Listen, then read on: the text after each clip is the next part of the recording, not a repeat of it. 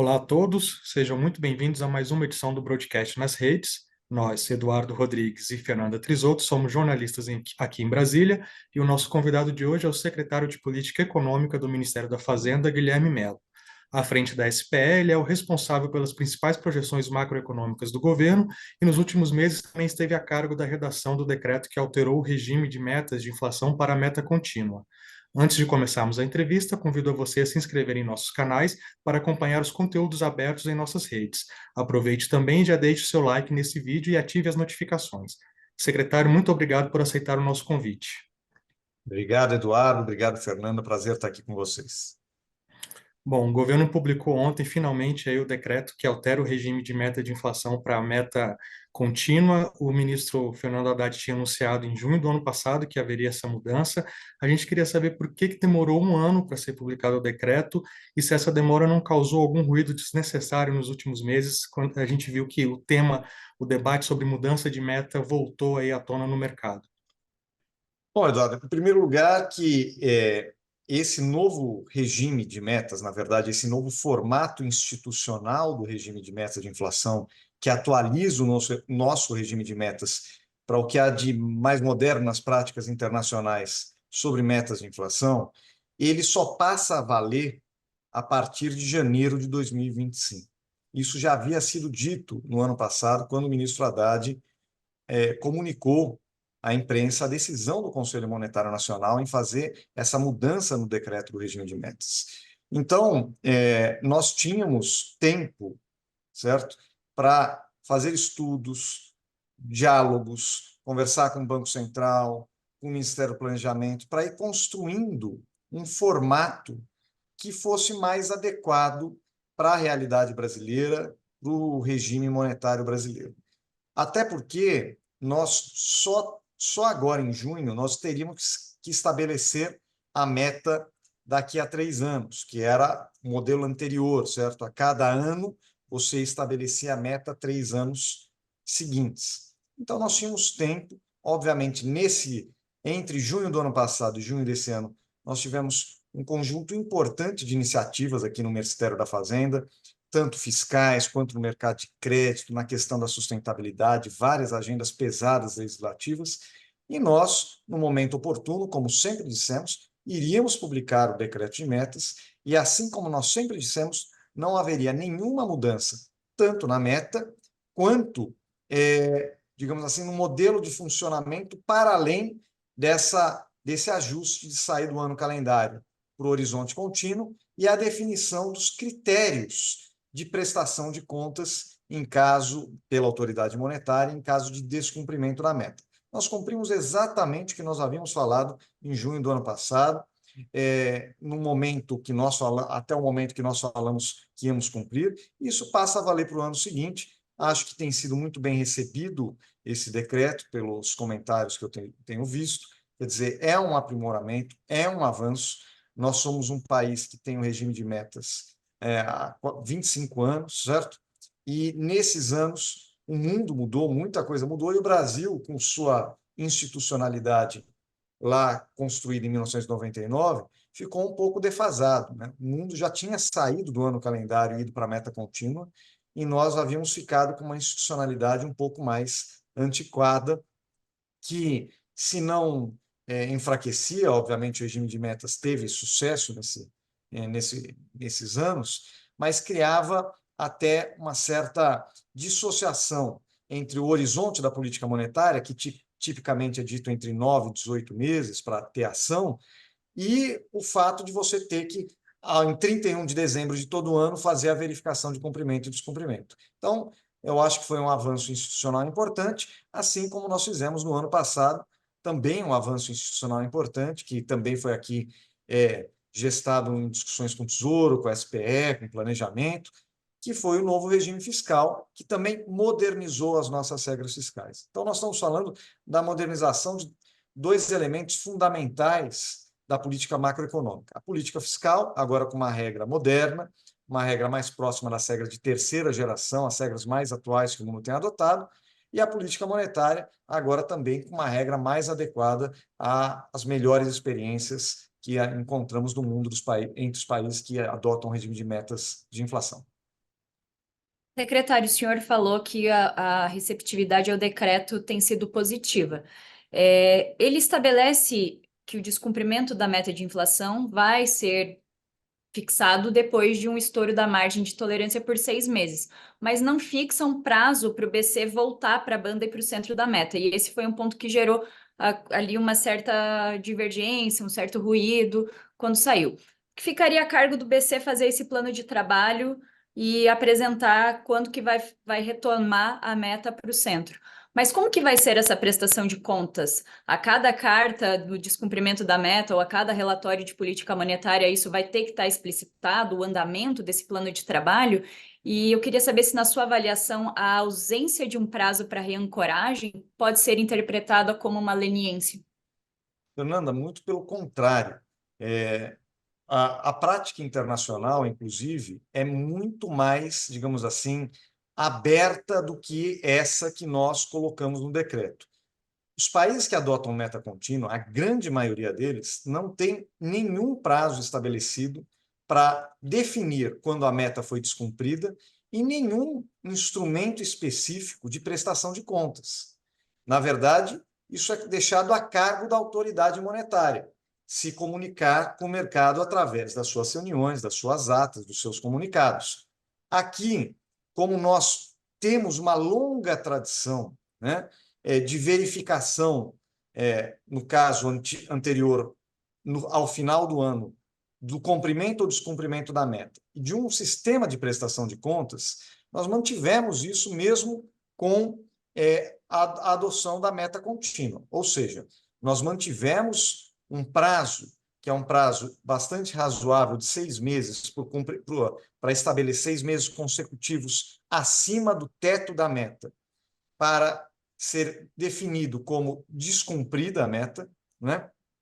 E também estabelecemos o fato de que o Banco Central, a autoridade monetária, quando isso ocorrer, vai ter que apresentar um plano de trabalho para os investidores, claro, através do seu relatório, que agora passa a se chamar relatório de política monetária, e também para a autoridade política constituída, o governo, através do CMN, falar por que descumpriu e o que vai fazer para retomar em um prazo, e por que é importante o prazo estar sob o controle da autoridade monetária. Porque choques inflacionários podem ser de diferentes naturezas. Eles podem ser um choque de curto prazo, que em pouco tempo você traz a inflação de volta para a meta, ou ele pode ser um choque mais estrutural, como recentemente a gente viu na Covid, onde todos os países estão levando mais tempo para trazer essa inflação de volta para a meta. Então, em vez de estabelecer um prazo fixo, rígido, que não respeita a natureza diferente dos choques, nós demos essa possibilidade da autoridade monetária falar: olha, esse choque tem essa natureza, vai levar tanto tempo, é isso que eu vou fazer para alcançar. O prazo fixo, na verdade, ele traria de volta a necessidade de uma função-reação da política monetária que não necessariamente combina com a natureza do choque. Imagine, se você tem um choque que é considerado um choque estrutural, de longa duração, e você tem um prazo de 1 ano, 6 meses, 9 meses para voltar, o que a autoridade monetária se vê obrigada a fazer? A fazer um choque muito grande nos juros para trazer dentro desse prazo fixo a inflação para a meta. Isso não faz sentido, né? Você precisa, na verdade, ter os instrumentos adequados para lidar com choques de diferentes naturezas. É assim feito no resto do mundo. O que nós fizemos aqui, na verdade, é até mais rigoroso do ponto de vista de prazo específico determinado para estabelecer o descumprimento e, sim, mecanismos de prestação de contas da autoridade monetária para os investidores e para o governo. Bom, o senhor citou que o decreto foi bem recebido pelo mercado e uma das expectativas do governo é de que ele ajude a reancorar aí as expectativas tanto de inflação aí mais longas para os próximos anos. E a gente sabe que também há uma desancoragem muito grande entre as projeções do mercado para o fiscal e as projeções que o próprio governo faz para o resultado primário desse e do próximo ano. Aonde estaria essa divergência entre as projeções da SPE e as projeções do mercado? É uma questão de modelo ou uma questão de informações? O governo tem mais informações do que o mercado tem disponíveis? Enfim, como explicar essa divergência tão grande nas projeções? Veja, Eduardo, eu acho que, na verdade, as nossas projeções no ano passado, estavam realmente muito distantes da mediana do mercado. Nós, já desde o início do ano, achávamos, em 2023, que o Brasil ia crescer mais de 2%, uma inflação mais baixa. O mercado, inicialmente, projetava um crescimento próximo de 0,7%, 0,8%, uma inflação próxima de 6%. Com o passar do tempo, o mercado foi corrigindo essas estimativas dele e já em meados do ano, até mais perto do final do ano, ele realmente se aproximou das nossas projeções de um crescimento mais próximo de 2,5%, 3% e de uma inflação mais próxima de 4,5%, 5%. Então, foi um período em que muitas das projeções do mercado foram sendo revistas e se aproximando das nossas aqui da SPE, que, na média, se mostraram mais corretas do ponto de vista do que realmente aconteceu. No fiscal, houve algo parecido. A projeção do mercado financeiro para a dívida pública, a relação dívida-PIB, no início do ano, estava em torno de 79%. Ele achava que ao final de 2023, a dívida PIB seria de 79%. E, ao final do ano, se mostrou que a dívida PIB fechou em torno de 74%, bastante abaixo daquela projeção inicial do mercado financeiro.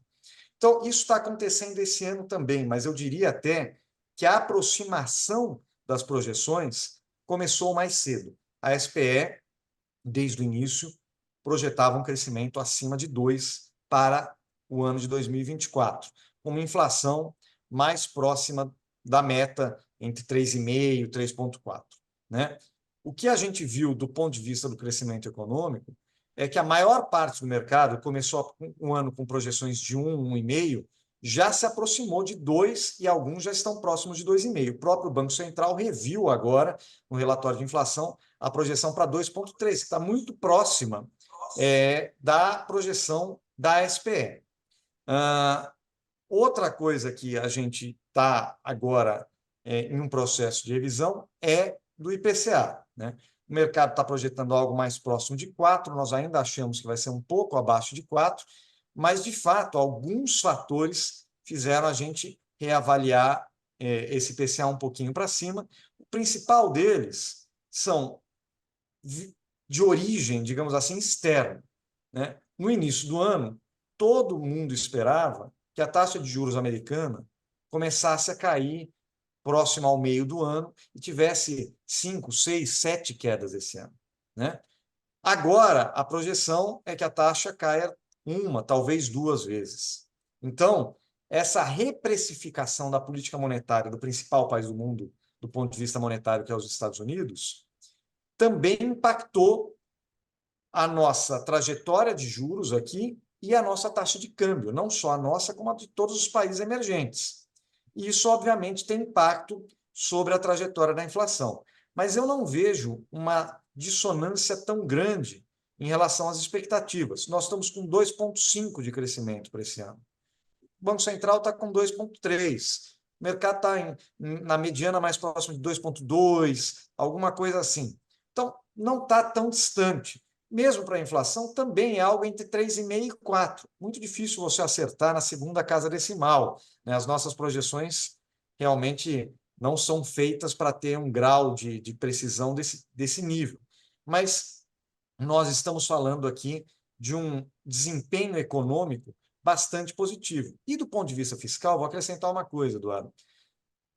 As projeções do Prisma Fiscal, que é o sistema que nós temos aqui no Ministério da Fazenda para recolher as expectativas fiscais do mercado, também não apresentaram grande deterioração, em particular do ponto de vista da dívida PIB. Ao contrário, elas vêm em queda, né? Exatamente porque o mercado tem errado para cima essa expectativa e porque ele tem revisado para cima a expectativa de crescimento do PIB, que é o denominador dessa equação dívida-PIB.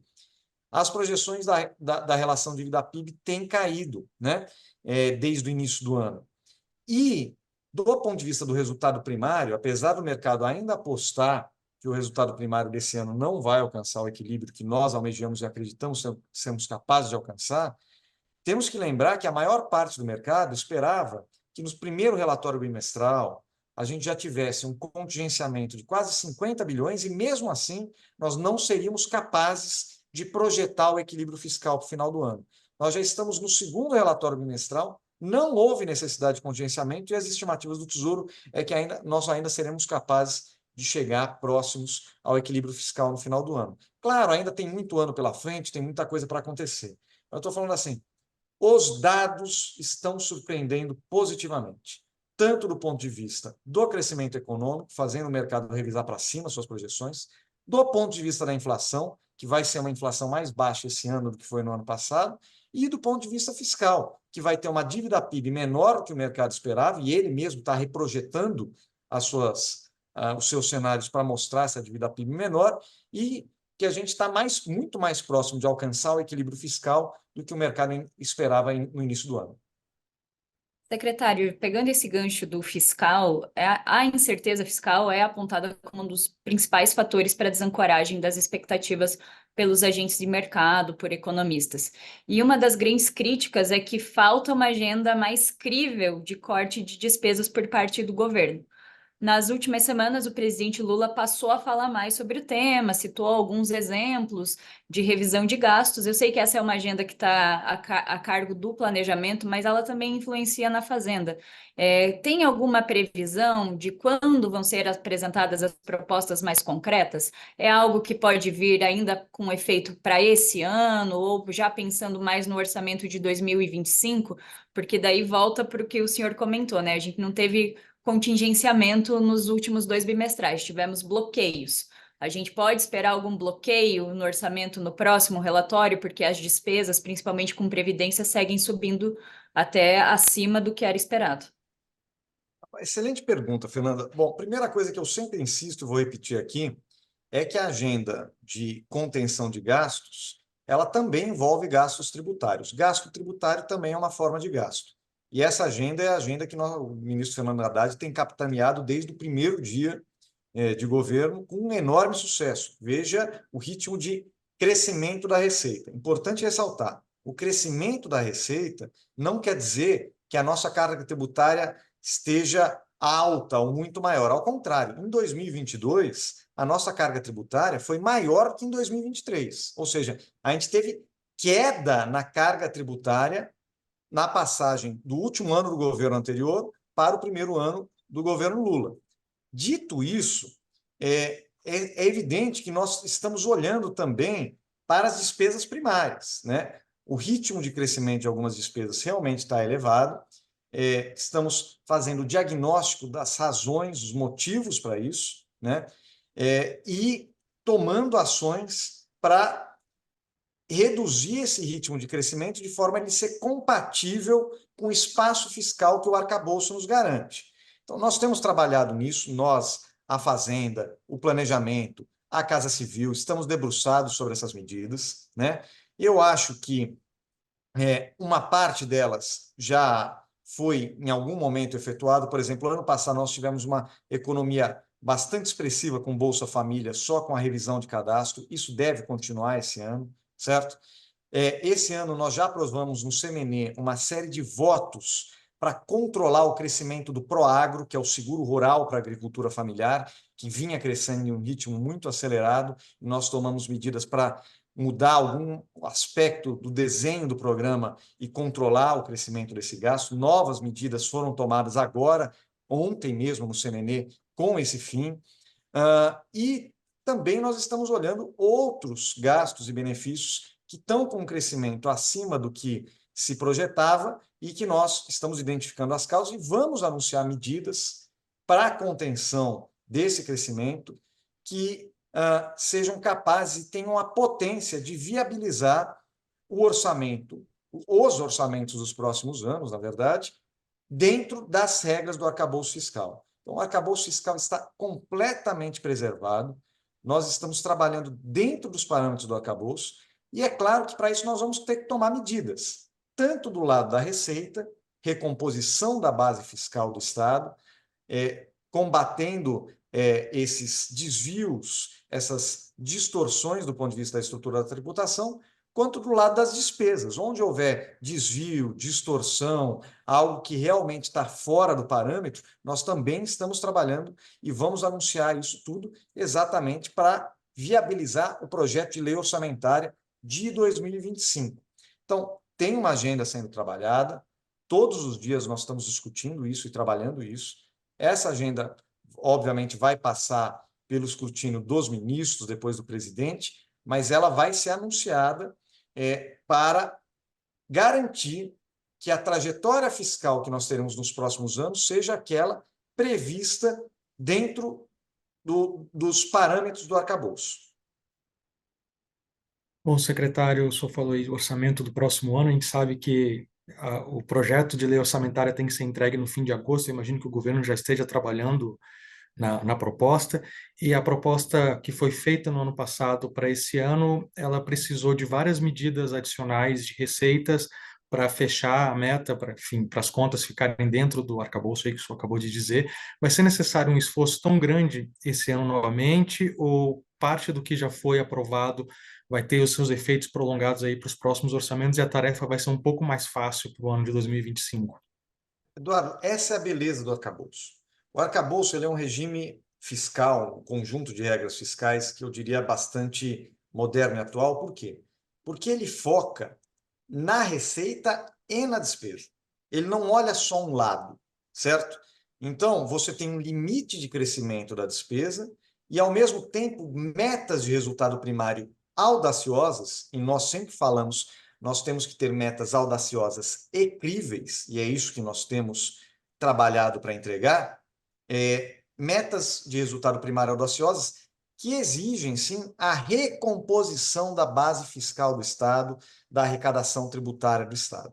Então, para o próximo ano, obviamente, temos que aguardar o desenho final da PLOA, que você bem disse, estamos todos trabalhando nisso nos últimos meses, já há algum tempo, mas serão, sim, necessárias medidas, tanto do lado da despesa, para conter crescimentos exagerados em algumas rúbricas que, com ajustes nos programas, nós seremos capazes de fazer ajustes que não são ajustes de desmonte, que não são ajustes injustos para aqueles que dependem dos programas, ao contrário, são, assim como nós estamos fazendo na tributação, olharemos para a despesa, preservando quem merece receber e buscando as distorções que geram baixa eficiência desses programas. E na receita também.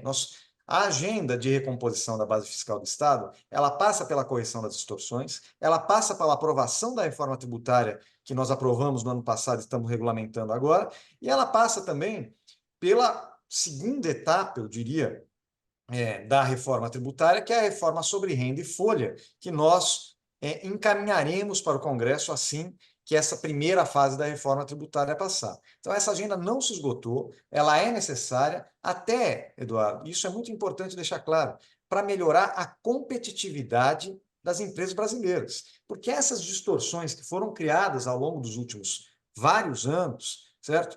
Ela distorce a competição. Ela privilegia empresas maiores em detrimento das menores, ela privilegia pessoas de renda mais alta em detrimento das mais baixas, ela faz com que algumas empresas paguem imposto e outras não. Isso, obviamente, deturpa a estrutura do mercado e reduz a nossa competitividade e produtividade. Então, quando nós estamos fazendo uma agenda, não é uma agenda meramente arrecadatória, é uma agenda de justiça social, mas também de melhoria da competitividade e da produtividade da economia brasileira. Secretário, mudando um pouco de assunto, mas pensando para esse ano, no cenário doméstico, no último boletim macrofiscal de maio, a SPE não tinha considerado ainda os efeitos da tragédia do Rio Grande do Sul para a última revisão de PIB. Eu queria saber como é que a pasta está pensando em fazer essa incorporação dos impactos agora, porque o mercado já contabilizou um crescimento menor na atividade econômica por essa razão. Mas mesmo hoje que saiu o RTI, a gente está gravando nessa quinta-feira, dia 27 de junho, o RTI considerou um pouco desses impactos do Rio Grande do Sul, mas se aproximou da projeção de PIB da Fazenda. Como é que vocês estão vendo a dinâmica do Rio Grande do Sul? Olha, eu sempre gosto de ressaltar que a tragédia do Rio Grande do Sul, do ponto de vista econômico, ela tem um impacto duplo, eu diria assim. No curto prazo, ela evidentemente tem um impacto negativo, não só do ponto de vista humano, né, das pessoas e o que elas perderam, mas do ponto de vista econômico, ela tem um impacto negativo na inflação, porque é perda de oferta, são produtos que se perderam, iam ser ofertados no mercado e não vão mais estar disponíveis, mas também de perda de atividade, porque nós temos um cenário onde a indústria não vai estar produzindo, o agro vai ter perdas e também dificuldade de produzir. Então, tem perdas aqui que é muito difícil estimar, a gente ainda está coletando algumas novas informações que têm saído para construir as nossas projeções de perdas. Por outro lado, a reconstrução traz um fluxo de investimentos, um fluxo de gastos que devem impulsionar a economia do Rio Grande do Sul no segundo semestre, certo? Então, nós temos aí um conjunto grande de ações que o governo federal anunciou. Muito recentemente, anunciamos uma linha de 15 bilhões de reais do Fundo Social para financiamento da reconstrução no Rio Grande do Sul. Tem linhas para o agro, tem linhas para pequena empresa, com Pronamp. Quer dizer, nós temos aí, tem a questão imobiliária das casas, o Minha Casa Minha Vida, a aquisição de casas que já existem, mas a construção de novas casas. Tem a transferência de recursos para os municípios, para os estados, o não pagamento de juros do estado, que vai ter mais recursos para investir. Então, tem um volume grande de recursos que vai ser investido no Rio Grande do Sul para uma reconstrução, claro, idealmente adaptada às novas realidades, à nova realidade climática. Porque nós temos que ter clareza também que a tragédia do Rio Grande do Sul é uma tragédia derivada das mudanças climáticas, uma catástrofe ambiental, mas também é uma tragédia derivada da falta de investimento e planejamento. Porque, por exemplo, a cidade de Porto Alegre, muito se noticiou, possui um sistema de contenção de cheias, etc., que por falta de manutenção, falta de investimento, não estava operando. Então, também é um momento de nós repensarmos a priorização dos nossos gastos e a nossa capacidade de planejamento e investimento para evitar que novas catástrofes dessas ocorram. E esses investimentos serão feitos nesses próximos meses e terão um impacto positivo. Então, a meu ver, nós temos que contabilizar ambos os lados. O impacto negativo, muitos bancos já tentaram calcular esse impacto negativo, alguns falam em 0,1, 0,2, 0,3 no PIB nacional de impacto de perdas, mas também os impactos positivos que nós estamos aqui também calculando e trabalhando para apresentar no nosso próximo boletim macrofiscal o nosso cenário atualizado para 2024. Bom, secretário, um último tema. Os nossos assinantes aqui do Broadcast Agro estão ansiosos com o Plano Safra 2024-2025. A expectativa é que seja anunciado na próxima semana. A gente sabe que ano passado a subvenção do Plano Safra chegou aí a 13,6 bilhões de reais. A gente sabe das restrições orçamentárias que o governo enfrenta. Eu queria saber se há um esforço para chegar novamente a um patamar de subvenção parecido com o do último Plano Safra, e queria que o senhor comentasse, enfim, como as restrições fiscais têm impactado na elaboração, enfim, está sendo mais desafiador elaborar o Plano Safra desse ano? Sim, Eduardo, tem sido mais desafiador, mas tem sido um desafio que eu acho que nós vamos entregar um Plano Safra muito forte, muito robusto, eu diria até muito moderno. Por quê? O que eu estou colocando aqui? Obviamente, você pode analisar o Plano Safra por múltiplos olhares. O volume de recursos, o volume de equalização, as taxas, mas também tem que olhar do ponto de vista quais são as linhas, quem vai acessar, quanto pode acessar, os limites. E nós teremos, eu não posso antecipar, evidentemente, os ministros da Agricultura, Carlos Fávaro, o ministro Paulo Teixeira, do Ministério do Desenvolvimento Agrário, ambos trabalharam muito duro, acho que uma parceria muito importante com a Fazenda, com os técnicos envolvidos, e vão entregar um Plano Safra muito robusto e moderno. Então, ele vai ter, como já teve o nosso primeiro Plano Safra do governo Lula, um caráter de sustentabilidade, que isso é uma grande novidade do Plano Safra, incentivos a práticas sustentáveis, mas ele também vai ter um olhar no pequeno agricultor, de chegar em quem ele não chega, ter formatos e inovações para fazer o crédito chegar naquele pequeno produtor que não tem acesso a crédito hoje, e para os grandes produtores também recursos suficientes a uma taxa de juros mais competitiva para que eles invistam e modernizem a sua produção. Então, eu acho que nós teremos um plano safra bastante positivo. Nós temos mais dificuldades porque, de fato, a taxa de juros elevada do Brasil faz com que os depósitos à vista e os depósitos em poupança, que são o funding, né, a fonte de recursos do Plano Safra, esteja se reduzindo.